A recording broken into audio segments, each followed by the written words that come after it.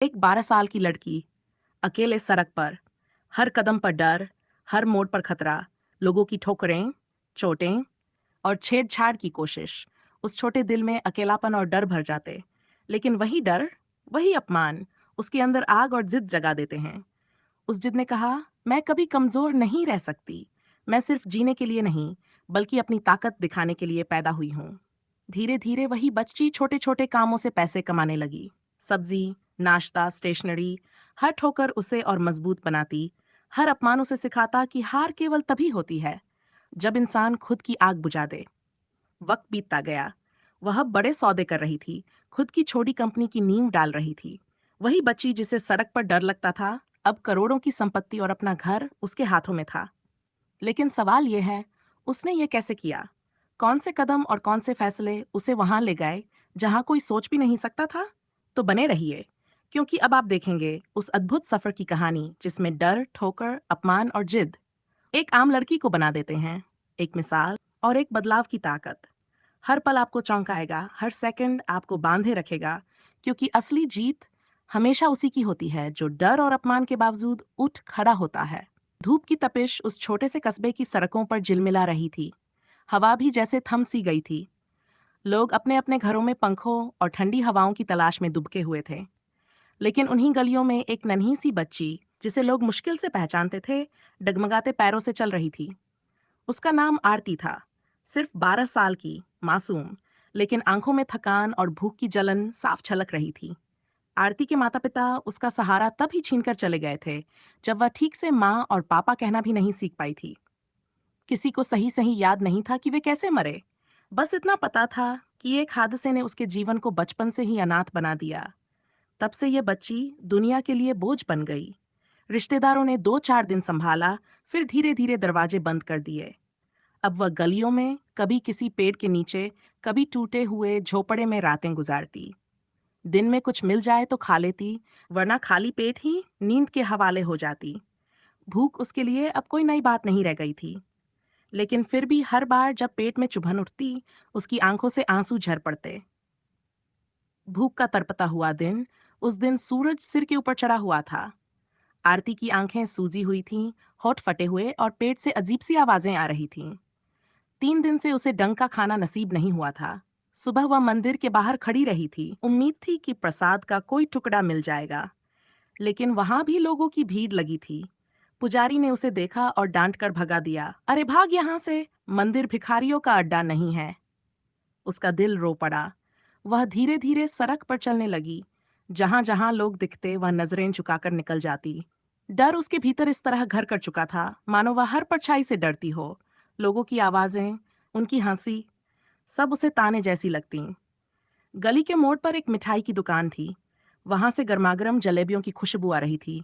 आरती चुपचाप दरवाजे के पास खड़ी होकर देखने लगी। उसके होंठ सूख रहे थे, गला कसक रहा था। दुकानदार ने उसे देखा और गुराया, क्या देख रही है? चोरी करेगी, भाग यहाँ से। आरती डरकर पीछे हट गई। आंसू उसकी आंखों में भर आए। करोड़पति की हवेली भूख से बेहाल होकर उसके कदम अपने आप ही कस्बे के सबसे बड़े मकान की तरफ मुड़ गए। वह हवेली थी शेखर मल्होत्रा की। शेखर मल्होत्रा कस्बे का सबसे बड़ा उद्योगपति था। उसकी संपत्ति, उसका अहंकार और उसकी ठस्क दूर दूर तक मशहूर थी। बड़े बड़े लोहे के गेट, चमचमाती कारें और भीतर से आती हंसी खुशी की आवाजें, ये सब देखकर आरती को लगा कि अगर कहीं से उसे खाना मिल सकता है तो शायद यही जगह है। वह धीरे धीरे गेट के पास पहुंची। दिल तेजी से धड़क रहा था। उसके छोटे छोटे हाथ कांप रहे थे। वह गेटकीपर को देखकर बोली, भाइया, थोड़ा सा खाना मिल जाएगा? गेटकीपर ने उसे ऊपर से नीचे तक देखा और हंसते हुए बोला, अरे हट, ये कोई धर्मशाला है क्या? फिर उसने उसे धक्का देकर किनारे कर दिया। लेकिन आरती हिम्मत करके भीतर घुस गई। कुछ ही कदम चली थी कि सामने से शेखर मल्होत्रा खुद बाहर आ गया। उसकी आंखों में घमंड साफ झलक रहा था।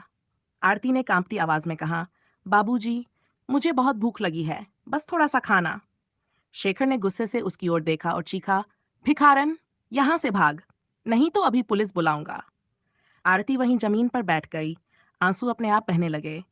बस एक रोटी दे दो बाबूजी। ये सुनकर शेखर का गुस्सा और भड़क गया। उसने पैर उठाकर उसे लात मारी और चिल्लाया, निकालो इसे, गंदी कर देगी घर का दरवाजा। आरती गिर पड़ी। उसकी कोहनी छिल गई। वह दर्द से सिसक रही थी, लेकिन शेखर बिना कुछ बोले भीतर चला गया। टूटे दिल की कसम, आरती धीरे धीरे उठी। आंसू से उसका चेहरा भीग चुका था। पेट में अब और तेज जलन उठ रही थी, लेकिन उसके भीतर कुछ और भी जल रहा था। अपमान। वह सोच रही थी, कितना बड़ा घर है, कितने लोग खाते होंगे, और मेरे लिए एक टुकड़ा रोटी भी नहीं। क्यों? क्या मैं इंसान नहीं हूं? उसका मासूम दिल पहली बार इस कड़वी सच्चाई को महसूस कर रहा था कि दुनिया अमीर गरीब में फर्क करती है। वह बिखरे कदमों से सड़क पर चली गई, लेकिन उसकी आंखों में अब सिर्फ आंसू नहीं थे। उनमें एक अजीब सी जिद थी। उसने अपने आप से कहा, नहीं, मैं हमेशा यूं भूखी नहीं रहूंगी। मैं मेहनत करूंगी, चाहे कितना भी दर्द सहना पड़े, पर एक दिन मैं भी बड़ी बनूंगी। इतनी बड़ी कि कोई मुझे भिखारन कहकर धक्का न दे सके। उस पल से उसकी जिंदगी बदल गई। भूखी रात हवेली से धक्का खाकर निकली आरती कस्बे की सुनसान गलियों में भटक रही थी। सूरज डूब चुका था। आसमान पर हल्की सी लालिमा फैली हुई थी। लोग अपने घरों में रात का खाना खाने बैठ रहे थे। कहीं से सब्जी में तड़के की खुशबू, कहीं रोटियों के सिकने की महक आ रही थी। आरती के लिए यह खुशबू जहर से कम नहीं थी। उसका पेट कसक रहा था, जैसे भीतर से कोई चाकू मार रहा हो। वह बार बार अपने पेट पर हाथ रख लेती, मानो उसे दबाकर भूख शांत कर पाएगी। उसके पैर थक चुके थे। वह कस्बे के बाहर पुराने खंडहर जैसी झोपड़ी में जाकर बैठ गई। उस झोपड़ी की छत जगह जगह से टूटी हुई थी। दीवारें गिरी हुई, जमीन पर धूल और सूखी घास बिखरी हुई थी। यही उसकी रात की पनाहगाह थी। आरती ने एक कोने में जाकर घुटनों को सीने से लगाकर खुद को समेट लिया। आंखों में आंसू थे, होंठ कांप रहे थे। वह बुदबुदाई, माँ, अगर तुम होती तो मुझे भूखा न सोने देती। उसकी आवाज इतनी धीमी थी कि शायद सिर्फ वही सुन पाई। रात धीरे धीरे गहराती गई। बाहर कुत्तों के भौंकने की आवाजें, झिंगुरों की टर टर, और दूर कहीं किसी शराबी की लड़खड़ाती आवाज। ये सब मिलकर उसकी नींद और डर दोनों छीन रहे थे। लेकिन आखिरकार थकान और भूख के आगे उसका शरीर हार गया। आंसुओं से भीगा चेहरा दीवार से टिकाकर वह नींद में चली गई।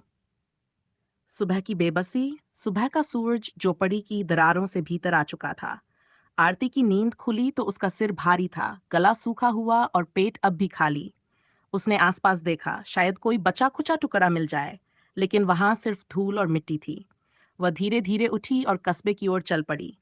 उसकी आंखों में नींद और थकान थी, लेकिन पेट की भूख ने उसे फिर से सड़कों पर धकेल दिया। बाजार में लोग सब्जियां खरीद रहे थे, दुकानों पर आवाजें लग रही थीं, लेकिन उसके लिए यहाँ भी कोई जगह नहीं थी। कुछ दुकानदारों ने उसे पहचान लिया। अरे, ये वही भिखारन है, कल भी यहीं खड़ी थी। भाग जा, वरना पुलिस बुला लेंगे। आरती ने सिर झुका लिया। वह चुपचाप आगे बढ़ गई। पहली मजदूरी की तलाश उसने ठान लिया था कि अब वह सिर्फ भीख नहीं मांगेगी। वह काम करेगी, चाहे कितना भी छोटा क्यों न हो। वह एक होटल के सामने जाकर खड़ी हो गई। भीतर से बर्तनों की खटपट और मसालों की खुशबू आ रही थी। मालिक मोटा तगड़ा आदमी था। आरती ने हिम्मत जुटाई और बोली, भैया, मुझे काम चाहिए, मैं बर्तन धो दूंगी। मालिक ने घूर कर देखा। काम कर पाएगी तू? कितनी उम्र है तेरी? 12 साल। मालिक हंसा। तेरे बस का कुछ नहीं, चल भाग यहाँ से। लेकिन आरती ने पाँव नहीं हटा। उसने दोबारा कहा, भैया, बस एक बार मौका दो, मैं मेहनत करूंगी। मालिक ने सोचा, ठीक है, बर्तन धोएगी तो 2 पैसे बचेंगे। उसने उसे अंदर बुला लिया। आरती का चेहरा चमक उठा। ये उसकी जिंदगी का पहला मौका था जब उसे काम मिला था।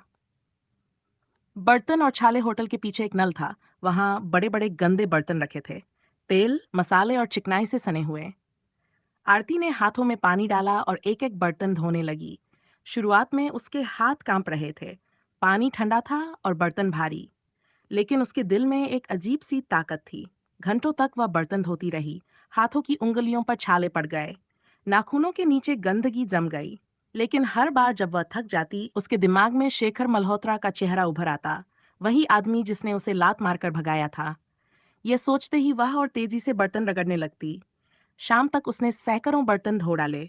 शरीर दर्द से टूट चुका था, लेकिन आत्मा को संतोष था। मालिक ने उसे देखकर कहा, हम काम कर लिया तूने, ले, ये ले 5 रुपए। आरती ने सिक्के अपने हाथों में लिए। वह कांप रही थी। ये 5 रुपए उसके लिए सोने से भी कीमती थे। उसने मालिक को धन्यवाद कहा और बाहर निकली। पहली रोटी हाथ में 5 रुपए लेकर वह सीधा सड़क किनारे एक छोटी दुकान पर गई। वहां से उसने 2 रोटियां और थोड़ा नमक खरीदा। उसने जैसे ही पहला निवाला लिया, उसकी आंखों से आंसू बह निकले। आज मैंने अपनी मेहनत से कमाया है, आज कोई मुझे भिखारन नहीं कह सकता। वह धीरे धीरे रोटियां खाती रही। हर कौर उसके लिए किसी दावत से कम नहीं था। कसम की आग उस रात जब वह फिर उसी सी टूटी झोपड़ी में लौटी, तो आसमान की ओर देखकर बोली, माँ, देखो, आज मैंने खुद की कमाई की रोटी खाई। मैं वादा करती हूँ एक दिन इतना बड़ा बनूंगी कि कोई मुझे भूख से न रुला सके। और एक दिन उस आदमी का घर भी मेरा होगा जिसने मुझे लात मार कर भगाया था। उसकी मासूम आंखों में अब आंसुओं की जगह आग थी। वह धीरे धीरे नींद में चली गई, लेकिन उसके सपनों में हवेली, बड़ी कारें और इज्जत के दृश्य तैरने लगे। अगली सुबह आरती बहुत जल्दी उठ गई। उसके हाथ पैर अब भी दर्द कर रहे थे, लेकिन दिल में एक अलग सी ताकत थी। उसने पहली बार अपनी मेहनत से रोटी खाई थी। उसे लगा जैसे भगवान ने उसकी सुन ली हो। वह धीरे धीरे कस्बे के पुराने शिव मंदिर की सीढ़ियों पर पहुंच गई।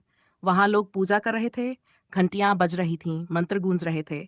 आरती चुपचाप एक कोने में बैठ गई। उसकी आंखें मूर्ति पर टिक गईं। भोलेनाथ की शांत मुद्रा उसे जैसे पुकार रही थी। वह हाथ जोड़कर बुदबुदाई, भगवान, मुझे भूख बहुत लगती है, लेकिन अब मैं भीख नहीं मांगूंगी। आप बस इतना करना कि मुझे हिम्मत देना, ताकि मैं मेहनत कर सकूं। उसकी आवाज में न मासूमियत छिपी थी, न रोना, बल्कि एक अजीब सी दृढ़ता थी। उसी वक्त मंदिर की पुजारिन, एक बूढ़ी औरत, ने उसे देखा। वह औरत पहले भी आरती को कई बार मंदिर के बाहर भटकते देख चुकी थी। आज उसने उसके पास आकर धीरे से कहा, बिटिया, तू यहाँ रोज आ जाती है?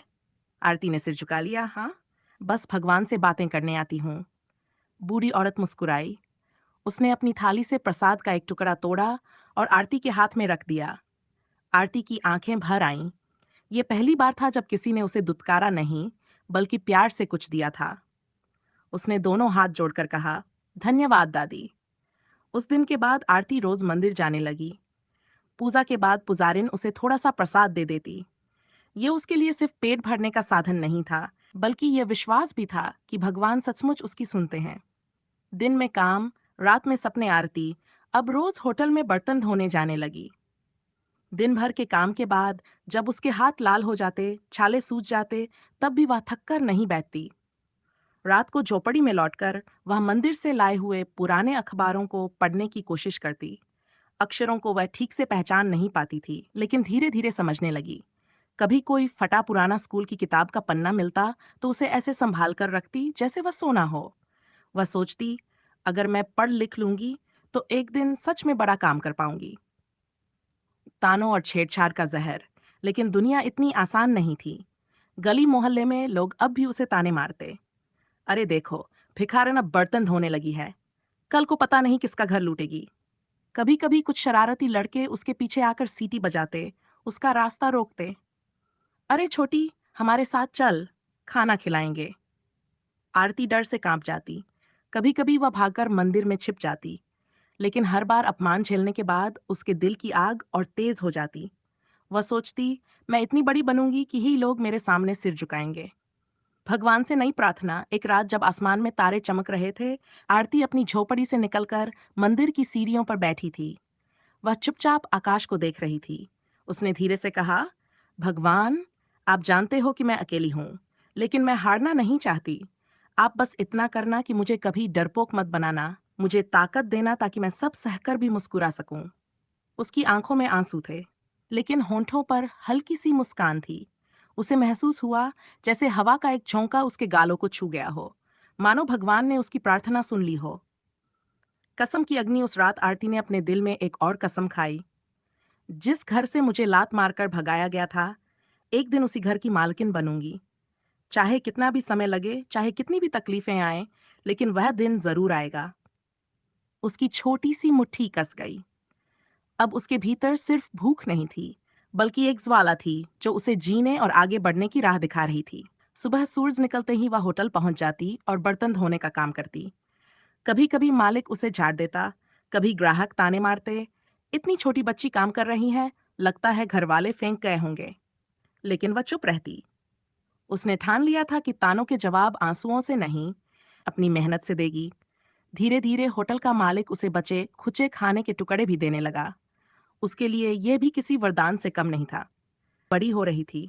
उसका चेहरा मासूम था, लेकिन अब उसमें किशोरी की झलक आने लगी थी। यही बात कई आदमियों की नज़र में उसे आसान शिकार बना देती। होटल में काम करते वक्त कभी कोई ग्राहक उसे घूरता, कभी कोई जानबूझकर हाथ छूने की कोशिश करता।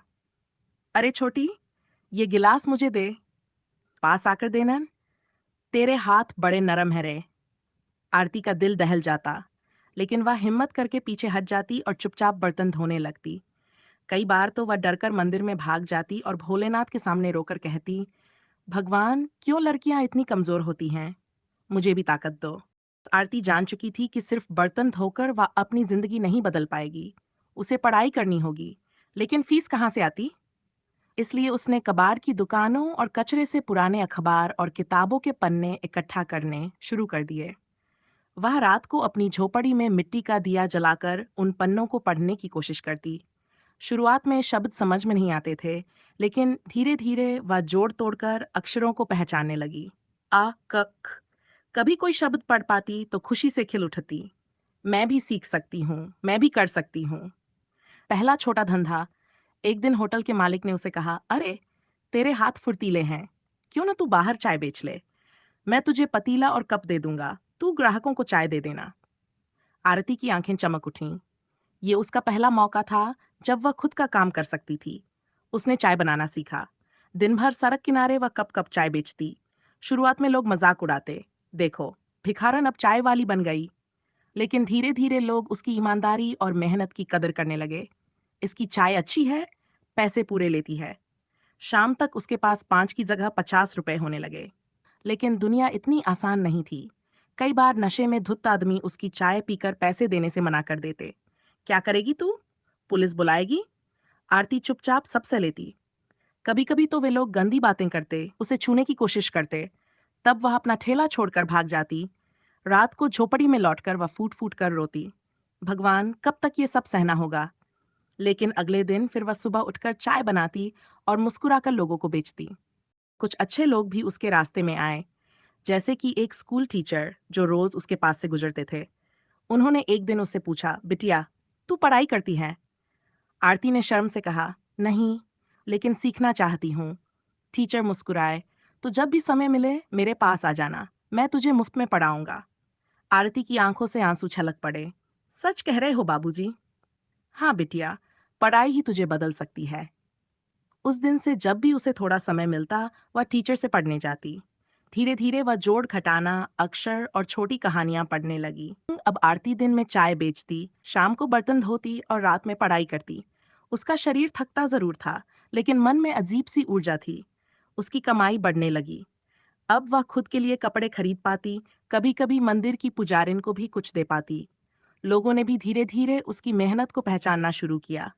अरे, ये वही लड़की है जिसे पहले भिखारन कहते थे, अब खुद मेहनत से कमा रही है। अपमान का बदला सपनों से फिर भी कुछ लोग उसे नीचे दिखाने की कोशिश करते। भाई, करोड़पति बनने चली है क्या? अरे, तेरी औकात ही क्या है? तू कभी अमीर नहीं बन सकती। आरती चुपचाप उनकी बातें सुनती, लेकिन भीतर से उसकी जिद और बढ़ जाती। एक दिन मैं सबको दिखाऊंगी, मैं भी करोड़पति बनूंगी, और उस आदमी को जिसने मुझे लात मारी थी, मैं उसका घर अपने नाम करूंगी। उसकी आंखों में आग थी। आरती अब 20 साल की हो चुकी थी। उसकी चाय का काम अब छोटे ठेले से बढ़कर एक छोटी दुकान तक पहुंच चुका था। उसकी कमाई अब 100-200 रुपए रोज तक पहुंच गई थी। आरती अब 12 किची से थोड़ी बड़ी हो चुकी थी, लेकिन उस छोटी सी उम्र में भी उसके चेहरे पर ऐसी रेखाएं उभर आई थीं जिन्हें देखकर कोई भी समझ सकता था कि ये लड़की कितनी पीड़ा से गुजर रही है। भूख और थकान ने उसकी मासूमियत पर भारी परत चढ़ा दी थी, फिर भी उसकी आंखों में कहीं गहराई में मासूम चमक बाकी थी। दिन निकलता तो उसके लिए एक और संघर्ष का आगाज होता। कभी किसी दुकान पर झाड़ू लगाती, कभी होटल में बर्तन मांजती, तो कभी सड़कों पर ठेला धकेलती। थकान से उसका शरीर टूट जाता, हाथों की नसें बाहर झलकने लगतीं, लेकिन रोटी का एक टुकड़ा जुटाने के लिए वह सब सहती जाती। लोग उसे देखते, कुछ तिरस्कार से, कुछ दया से और कुछ हंसी उड़ाते हुए। कोई कहता, अरे ये तो वही लड़की है जिसे शेखर मल्होत्रा ने कोठी से लात मारकर निकाला था। कोई और कहता, गरीब की औलाद का ठिकाना ही क्या, ये पेट के लिए कुछ भी कर लेगी। ऐसे तानों ने उसके दिल में गहरे घाव बनाए, लेकिन वह आंसू पीकर चुप रह जाती। उसने बहुत जल्दी सीख लिया था कि गरीब की आवाज कोई नहीं सुनता।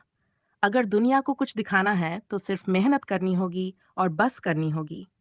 रात ढलती तो बाकी लोग चैन की नींद सोते, मगर आरती किसी कोने में, मंदिर के बरामदे में या अंधेरी गली में बैठकर फटे पुराने अखबार पढ़ती। अक्षरों की दुनिया में उसे ऐसा लगता जैसे कोई नया दरवाजा खुल रहा हो।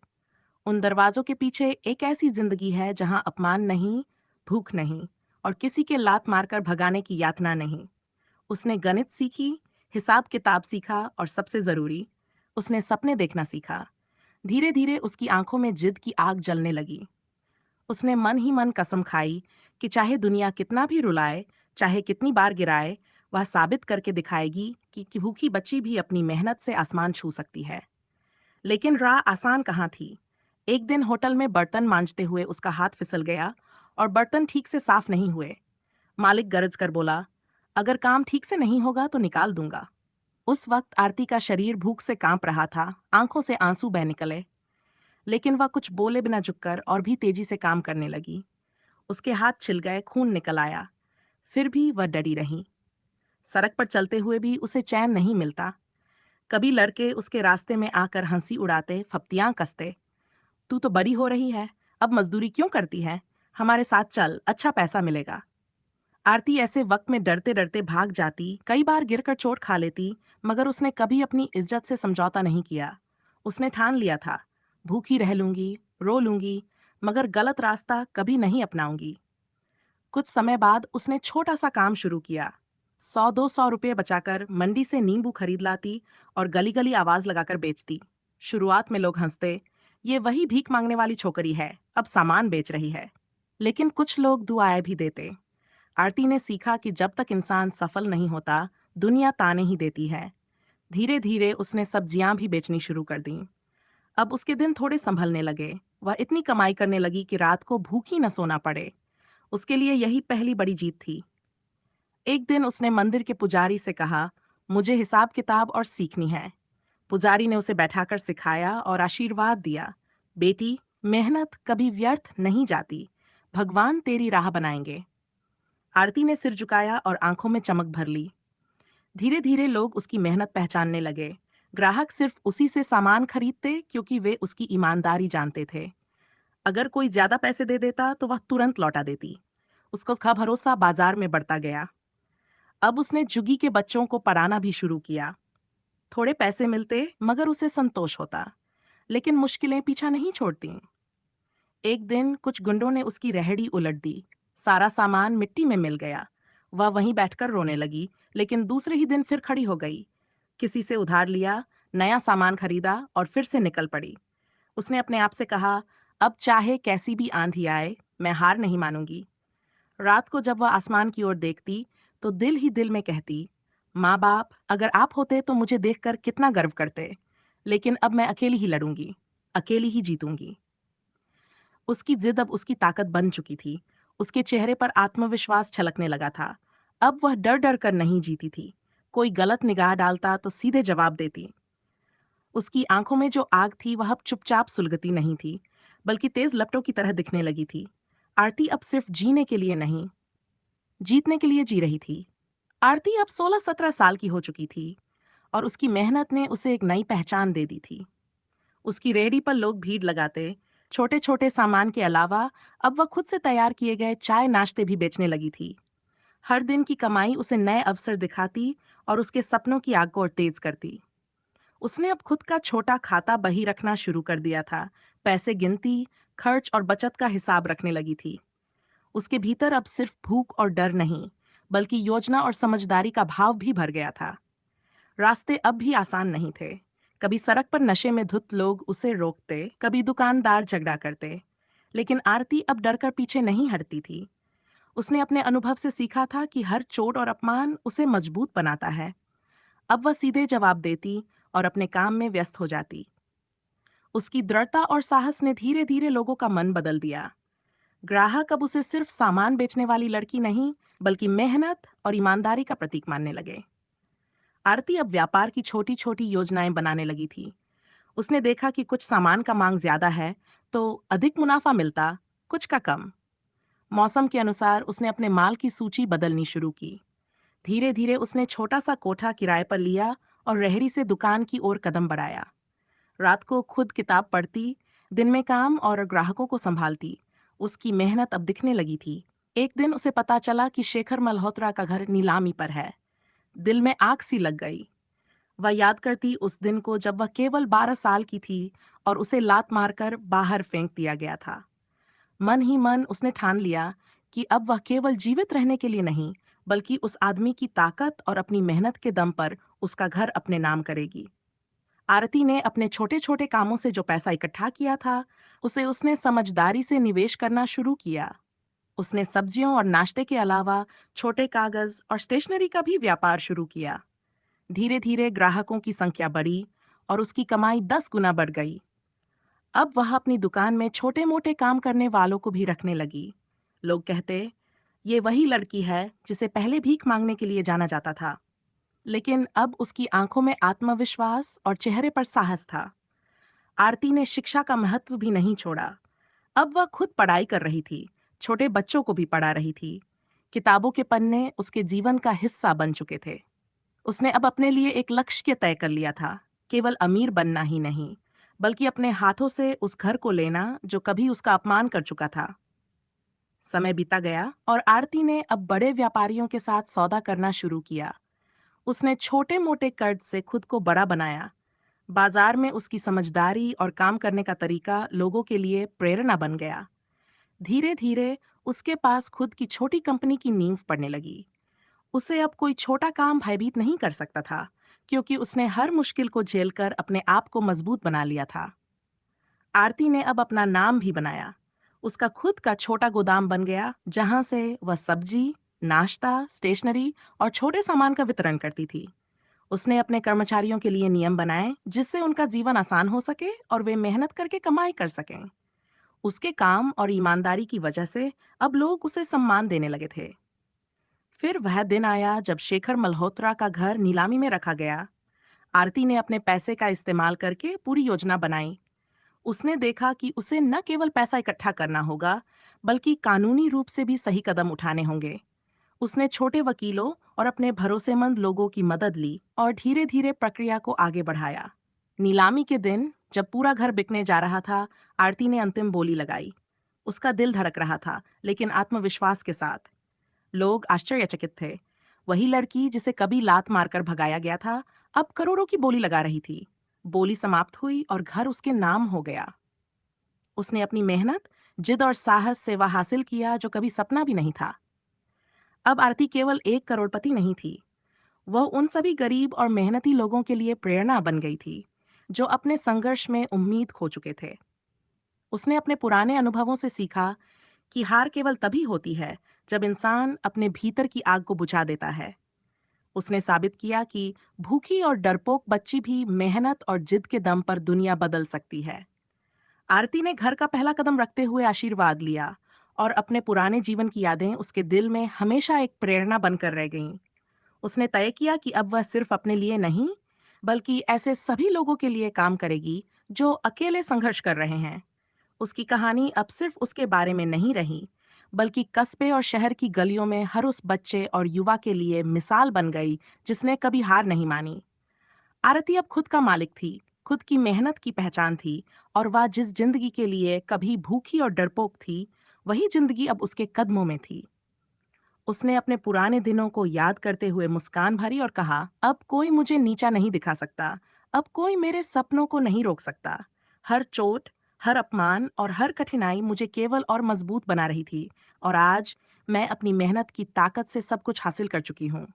आरती का सफर अब नए अध्याय में प्रवेश कर चुका था। उसका विश्वास और मेहनत उसे आगे और ऊंचाइयों तक ले जाएगा। अब वह केवल खुद की नहीं, बल्कि उन सभी लोगों की आवाज बन चुकी थी जो कभी सुने नहीं गए।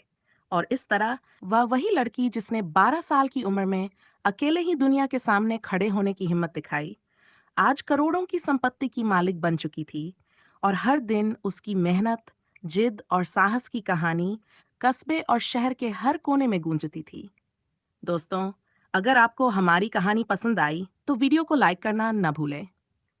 चैनल को सब्सक्राइब जरूर करें, क्योंकि यहाँ हर हफ्ते ऐसी ही प्रेरणादायक और दिल छू लेने वाली कहानियाँ आती हैं।